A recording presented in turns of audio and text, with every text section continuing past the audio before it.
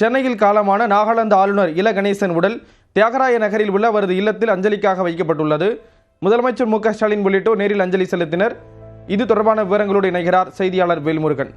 வேல்முருகன், விவரங்களை பகிர்ந்துக்கலாம்.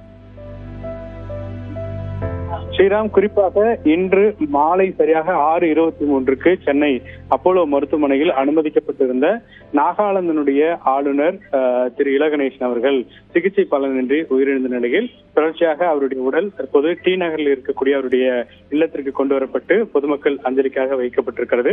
குறிப்பாக சற்று முன்னதாக தமிழ்நாடு முதலமைச்சர் மு க ஸ்டாலின் நேரடியாக அவருடைய உடலுக்கு அஞ்சலி செலுத்திவிட்டு இங்கிருந்து புறப்பட்டிருக்கிறார்.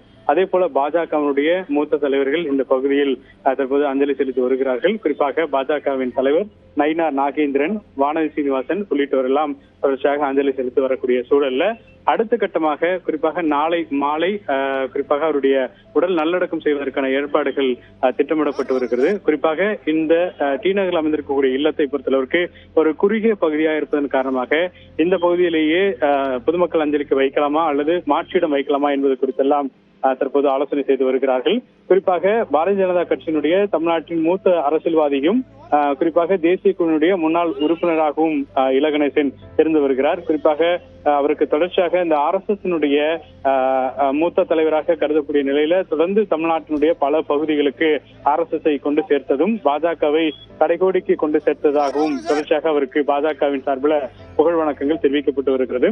அது மட்டும் இல்லாமல் பிரதமர் நரேந்திர மோடி சற்று முன்னதாக அவருடைய குடும்பத்தாருக்கு இரங்கல் தெரிவித்து தன்னுடைய ட்விட்டர் பதிவு செய்திருக்கிறார். தொடர்ச்சியாக அவருடைய பாஜகவினுடைய தொண்டர்களும் அதே போல அவருடைய நலன் விரும்பிகளும் தொடர்ந்து இந்த பகுதிக்கு வருகை புரிந்திருக்கிறார்கள்.